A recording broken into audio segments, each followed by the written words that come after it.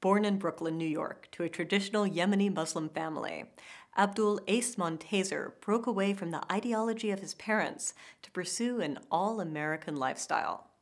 He joined the military after high school and followed his passion for radio and music to a career at a top 40 station in Detroit.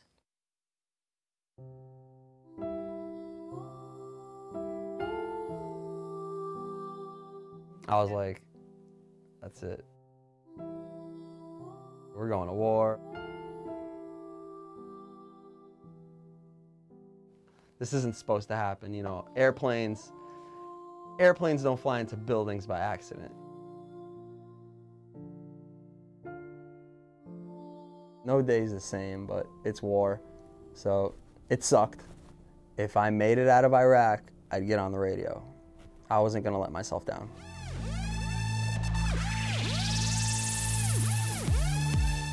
All right, my name is Abdul Montaser, Ace on the radio here at Channel 955 FM in Detroit. I'm from Brooklyn, New York, born and raised, you know, but my parents are from Yemen. I've always loved music. Like, I think part of it is when I was growing up, we weren't really allowed to listen to music because I was kind of in a religious household. Not too religious, but religious enough where music, especially like American music, it's bad.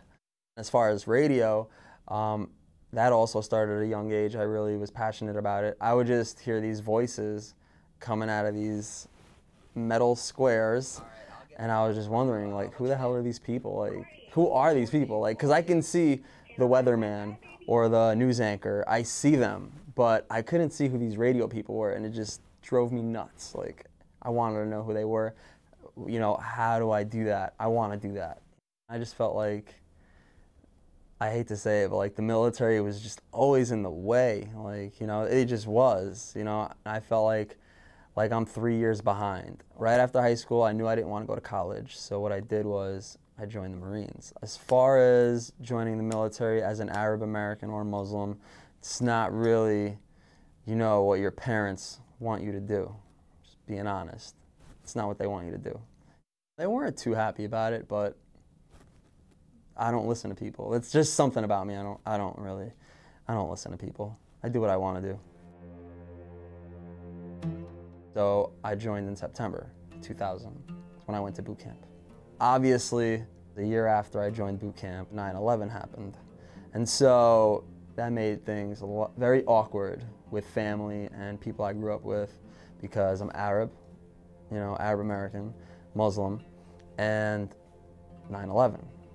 And I'm a Marine, so I ended up going to war, you know, for America.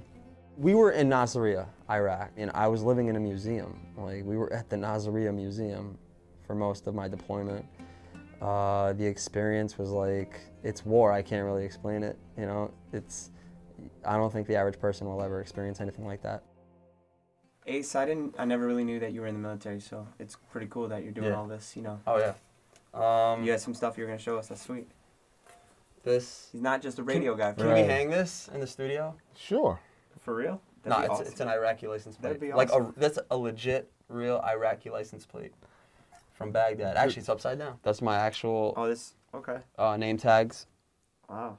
These were in war. Okay, so you were in the Marines. Yeah, I was. I have a question, though, for you. Was it, like, frightening or scared when you were over there? Because, you know, a bomb could go off anytime, or you walk around sleeping? a landmine. Every day. Even when you're sleeping? Like, even when I'm sleeping. I got woken up many times, like, from the middle of my sleep. Like, I think that would be the most hardest part. It's just, like, laying around and you're just, like... I got, like, no sleep out there. You can't sleep in war. Like, it's just crazy. Yeah. Seriously, though, like, how do you go from being in the military to, like, radio, of all things? I know you're a big 50 fan. So the story goes like this. I get out of the military, right? Okay. In 06. All right. You know, keep in mind, I've already been pulled out of college like 3 times. Yeah. So I never got to finish, you know, school for radio. I've always wanted to do radio, so I kept getting pulled out. So finally, 06, I get out, and I start classes, you know. I'm studying radio. I'm cutting all my other classes. And I go to the school radio station. I'd be in there nonstop. So I got my own radio show eventually. It's obviously, I'm in Brooklyn, New York, so all the labels are in New York City. So I would go grab music, you know, from the different labels for my show. And I built a small relationship with Jeremy, you know, who's a good friend of mine right now. He was marketing and promotions for G-Unit Records. Oh. He came to my show and he loved the energy. He just loved the show, loved everything, my enthusiasm. He offered me an internship. So next thing you know, bam, I'm working there, and then I get to meet 50, dude. He asked me what it is that I want to do in the music industry, and I felt like that was my opportunity. Wow. And so I just threw it out there. I was like, yo, I want to get on Shade 45. He did not get you on Shade 45.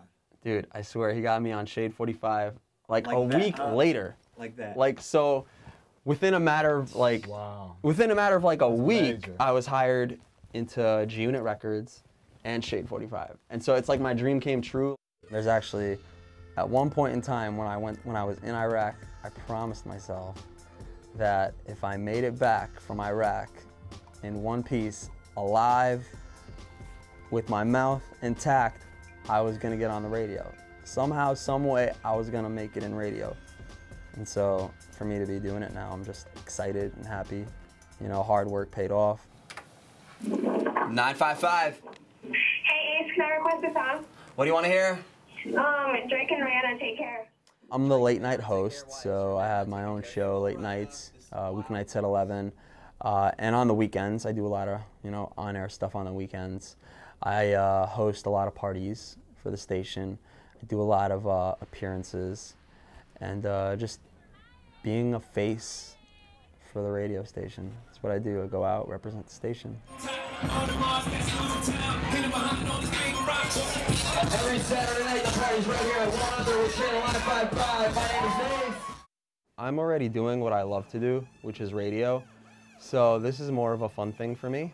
BKNY, then I moved out to the Motor City, Detroit, stay fly, Ace walk in and the girls get giddy. If something big happens out of it, cool, but if not, like, I love music, so at the end of the day, this is just almost like testing myself and, you know, challenging myself, because I'm doing radio.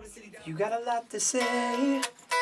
I met Lewis Hensley, who's a guy who listens to 955. I thought he was very talented. I was starting to think, like, you know what? I want to mess with music, just to try it out, you know? That's what I've been doing for the past few months, just kind of toying with it. I love dance music. I love, like, upbeat, up-tempo music.